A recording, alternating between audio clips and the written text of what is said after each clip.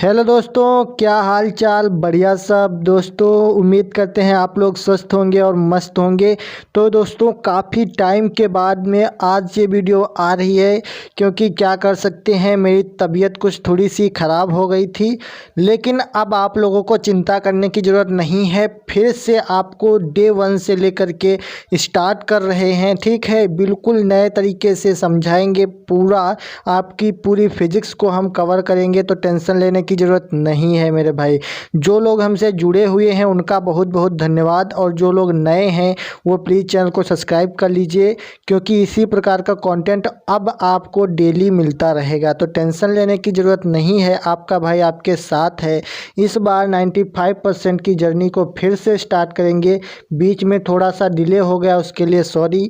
लेकिन अब आपको रेगुलर शाम को 6 से 7 बजे के बीच में क्लासेस मिलती रहेंगी, तो डेली देखना ना भूलें। ठीक है, और चैनल पर नए तो सब्सक्राइब कर लीजिए, वीडियो को लाइक कर दीजिए। तो चलिए स्टार्ट करते हैं। इसी प्रकार से अपना प्यार और सपोर्ट बनाए रखिए, तो जल्द ही आपको डिजिटल बोर्ड पर पढ़ाते हुए मिलेंगे। ठीक है, तो चलिए स्टार्ट करते हैं।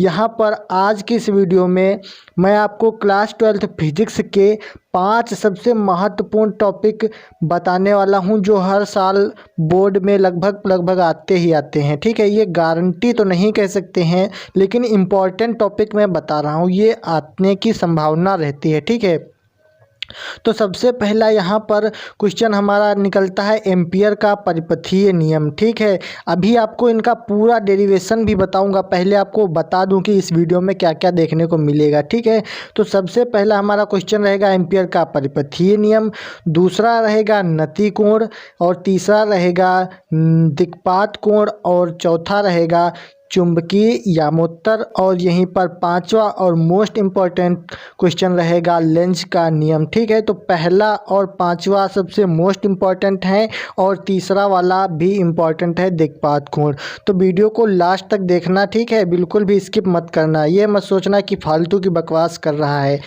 लेकिन आप लोग वीडियो को लास्ट तक देखना, तब आप लोग गेस करना कि कैसा आपको कंटेंट डिलीवर हुआ है। ठीक है, तो वीडियो को लास्ट तक जरूर देखिए। तो चलिए स्टार्ट करते हैं एम्पियर का परिपथीय नियम से। ठीक है, तो यहाँ से ध्यान दीजिए कि एम्पियर का परिपथीय नियम बिल्कुल आपको 5 नंबर में पूछा जाता है, मोस्ट इम्पॉर्टेंट है। ये सेपरेट वीडियो में मैंने करवा रखा है, इसलिए अब आपको सिर्फ हम हैंड रिटन नोट्स के सहारे आपको समझाने की कोशिश करेंगे। ठीक है, क्योंकि ये हम पहले ही करवा चुके हैं। अगर आप लोगों ने वीडियो नहीं देखी है तो डिस्क्रिप्शन में लिंक है, वो वीडियो देख लेना। ठीक है, तो चलिए स्टार्ट करते हैं। सबसे पहले लिखना होता है एम्पियर के नियम की परिभाषा, यानी एम्पियर का परिपथीय नियम की परिभाषा क्या होती है। तो लिखना होता है कि इस नियम के अनुसार किसी बंद पृष्ठ की सीमा के अनुदिश चुंबकीय क्षेत्र B का रेखीय समाकलन पृष्ठ द्वारा घिरी नेट धारा I का μ0 गुना होता है। ये कहने का तात्पर्य, यहाँ चित्र से समझिए, कहने का तात्पर्य है किसी बंद पृष्ठ की सीमा के अनुदिश, यानी कि इस सीमा के अंदर किसी चुंबकीय क्षेत्र B है, इसमें चुंबकीय क्षेत्र B का रेखीय समाकलन जो होगा वो पृष्ठ की धारा ये I है, इसका μ0 गुना होगा। ठीक है, तो इसमें हमको सिद्ध करना होता है φBdl बराबर μ0 I। ठीक है, तो इसको हम मान लेते हैं समीकरण नंबर 1। ठीक, अब ये चित्र समझिए क्या है। ये एक क्या है, एक गॉसियन गोलाकार पृष्ठ है। ठीक है, एक बंद पृष्ठ है समझ लीजिए। इसके एक देखिए, ये क्या है, कागज़ के तल के लंबवत एक तार XY है, जिसमें धारा I एम्पियर प्रवाहित हो रही है। ठीक है, और इसके इस मध्य बिंदु से R मीटर की दूरी पर एक बिंदु P है, जहाँ पर हमको चुंबकीय क्षेत्र का रेखीय समाकलन ज्ञात करना है। ठीक है, इसका ये क्षेत्रफल जो है, ये पूरी लंबाई ये क्या है, dl है। ठीक, तो बस इतना सिंपल सा है, आपको समझ लेना है। तो यहाँ से समझिए, जब चुंबकीय क्षेत्र का रेखीय समाकलन करेंगे तो देखिए क्या होगा। ये चुंबकीय क्षेत्र समीकरण 1 से हम लेंगे, φBdl का समाकलन हमको करना है। ठीक, तो φBdl बराबर हम लगाएंगे समाकलन का चिन्ह आप लोगों को पता है, ये समाकलन का चिन्ह होता है। इसका हमको समाकलन करना है तो इसको हमने आगे लिख लिया। देखिए ये समाकलन लगाया और इसको जब हम खोलेंगे तो यहाँ से cos थीटा आ जाता है, ठीक है, क्योंकि क्षैतिज घटक है cos थीटा, इसीलिए हमने यहाँ cos थीटा ले लिया। तो 5BDL cos थीटा हो गया, ठीक। तो यहाँ पर देखिए थीटा कितना है, थीटा 0 है, यानी कि ये पूरी सीधी रेखा खींचिए, इस पर कोई कोण तो बन नहीं रहा, इसका मतलब थीटा 0। तो थीटा 0 रखेंगे जब, तो यहाँ से cos 0 आ जाएगा, ठीक है। तो cos 0 का जो मान होता है, यहाँ से देखिए cos 0 का मान होता है 1, क्योंकि थीटा 0 है तो cos 0 हो जाएगा। तो cos 0 का मान होता है 1। तो अब इस समाकलन में देखिए क्या रख देंगे, 5BDL और cos 0 की जगह पे 1 रख दिया, ठीक। तो अब देखिए cos 0 की जगह पे जब 1 रखेंगे तो सिर्फ यहाँ पे 5BDL बचेगा। तो यहाँ से अब देखिए मोस्ट इम्पॉर्टेंट निकल कर आता है, क्या होता है जब इसका हम समाकलन करते हैं, मैंने पहले भी बताया है कि ये समाकलन का चिन्ह हट जाता है, ठीक है, और यहाँ से क्या हट जाएगा, DL हट जाएगा, D हट जाएगा L की, तो यहाँ से हम लंबाई रखेंगे। देखिए तो जब ये हटाएंगे, ये वाला साइन, इसका क्या बोलते हैं, समाकलन, तो ये समाकलन हटाएंगे तो यहाँ से B आएगा, ठीक। B क्यों आएगा, क्योंकि ये B था तो B बचा, और यहाँ से D भी हट जाता है तो L की जगह पे लंबाई है ये, तो लंबाई इसकी गोलाकार परिधि कितनी होती है, 2πr, तो यहाँ से हमने 2πr रख लिया, क्योंकि ये DL बराबर 2πr होता है, यानी परिधि होती है, ठीक। तो देखिए 5BDL बराबर क्या निकल कर आया, B.2πr निकल कर आया, ठीक है। तो 5BDL इसको हम समीकरण 1 से लेते हैं। देखिए यहाँ से जो 5BDL बराबर μ0I था, ये बराबर में है, देखिए 5BDL बराबर μ0I है और μ0I बराबर 5BDL है, यानी कि हम इसके बराबर में ये ले सकते हैं और इसके बराबर में ये ले सकते हैं। तो अब यहाँ से देखिए क्या हुआ, ये 5BDL था, इसके बराबर में 2π यानी कि B.2πr आया। तो अब देखिए 5BDL की जगह पे हम μ0I ले लेंगे और इसकी जगह पे यही रहेगा B.2πr। तो अब देखिए जब B.2πr बराबर μ0I है तो यहीं पर हम अगर B को इधर रोक लें और ये 2πr को नीचे भेज दें तो इस प्रकार से बन जाएगा μ0I/2πr, यानी कि B को हमने रोक लिया और 2πr को नीचे भेज दिया, तो ये हमारा सूत्र निकल कर आ जाता है। यही होता है चुंबकीय क्षेत्र का रेखीय समाकलन, ठीक है। तो ये था एम्पियर का परिपथीय नियम।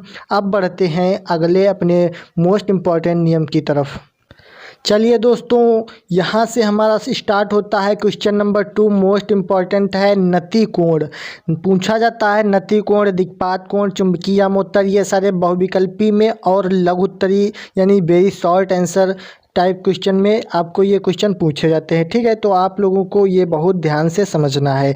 देखिए नति कोण क्या होता है, नति कोण है कि नति कोण वह कोण है जो पृथ्वी के चुंबकीय क्षेत्र की दिशा तथा क्षैतिज दिशा के मध्य बनता है, वह नति कोण होता है। क्या कहने का तात्पर्य है, नति कोण वह कोण है जो पृथ्वी के चुंबकीय क्षेत्र की दिशा तथा क्षैतिज दिशा के मध्य बनता है, नति कोण कहलाता है। वेरी सिंपल, ठीक है। तो यहाँ से एक पॉइंट इसमें ध्यान रखना है कि चुंबकीय ध्रुवों पर नति कोण 90 डिग्री तथा निरक्ष पर नति कोण 0 अंश का होता है। कहने का तात्पर्य है जो चुंबकीय ध्रुव होते हैं उन पर नति कोण 90 डिग्री का होगा तथा निरक्ष पर नति कोण 0 अंश का होगा, ठीक है। तो इतना नति कोण से आपको ध्यान रखना है।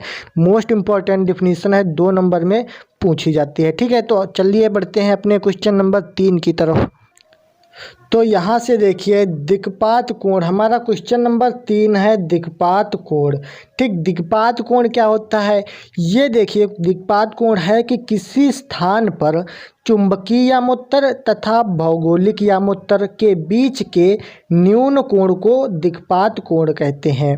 कहने का तात्पर्य वेरी सिंपल है। अगर ये परिभाषाएं आपको याद नहीं हो रही हैं तो इसमें टेंशन लेने की ज़रूरत नहीं है। सिर्फ आपको एक दिन सुबह 4 बजे उठना है और ये सारी सिर्फ 1 घंटे में डिफिनीशंस याद हो जाएंगी। बहुत आसान है, बस आपको समझने की देरी है, ठीक है। तो समझते हैं कि दिक्पात कोण क्या होता है। दिक्पात कोण है कि किसी स्थान पर चुंबकीय यामोत्तर तथा भौगोलिक यामोत्तर के बीच के न्यून कोण को दिक्पात कोण कहते हैं। समझ में आ रहा होगा, बोलने में बहुत सरल लग रहा है। देखिए, चुंबकीय यामोत्तर तथा भौगोलिक यामोत्तर के बीच के कोण को, न्यून कोण को क्या कहते हैं? दिक्पात कोण कहते हैं। बस इतना आसान सा है, आपको याद हो गया होगा। ठीक है, अब समझते हैं चुंबकीय यामोत्तर। अगला हमारा क्वेश्चन नंबर 4 मोस्ट इम्पॉर्टेंट है। चुंबकीय यामोत्तर बहुत बार पूछा गया है, इसलिए इम्पॉर्टेंट होता है। ठीक है, तो अगला है चुंबकीय यामोत्तर। इस पर ध्यान दीजिए।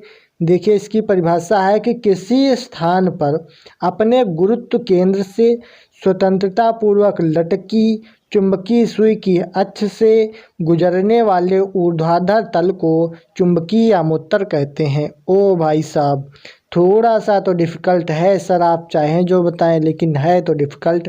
हाँ बच्चा, मानते हैं थोड़ा सा डिफ़िकल्ट ज़रूर है, लेकिन टेंशन लेने की ज़रूरत नहीं है। बस एक दिन आप 4 बजे उठ जाइए, सब कुछ याद हो जाएगा। सुबह का टाइम बहुत अच्छा होता है, एक दिन याद करोगे सब कभी नहीं भूलोगे फिर। ठीक है, तो समझ लेते हैं कि चुंबकीय यामोत्तर क्या होता है कि किसी स्थान पर अपने गुरुत्व केंद्र से स्वतंत्रता पूर्वक लटकी चुंबकीय सुई की अक्ष से गुजरने वाले ऊर्ध्वाधर तल को चुंबकीय यामोत्तर कहते हैं। ठीक है ना, तो इतना समझ में आ गया होगा। थोड़ा सा डिफ़िकल्ट ज़रूर है भाई, इसके लिए सॉरी, लेकिन क्या करें, परिभाषा तो याद ही करनी पड़ेगी। ठीक है, तो याद कर लेना आप लोग। ठीक, अगला है लेंज का नियम। तो लेंज का नियम मोस्ट इम्पॉर्टेंट है, यहाँ पे आपको इम्पॉर्टेंट लगा लेना है। ठीक है, सॉरी, IMP इम्पॉर्टेंट। ठीक, इम्पॉर्टेंट क्यों है? क्योंकि ये 2 प्रकार से नियम पूछा जाता है। फैराडे के वैद्युत चुंबकीय प्रेरण संबंधी नियम का ये दूसरा नियम है, और इसको लेंज का नियम भी कहते हैं। ठीक है, इसलिए ये बहुत इम्पॉर्टेंट है। तो यहाँ से बहुत सिंपल है कि लेंज का नियम क्या होता है कि किसी परिपथ में प्रेरित धारा सदैव उस कारण का विरोध करती है जिसके कारण वह स्वयं उत्पन्न होती है। इसे लेंज का नियम कहते हैं। देखने में सरल लग रहा होगा, देखिए बहुत आसान है। लेंज का नियम क्या होता है?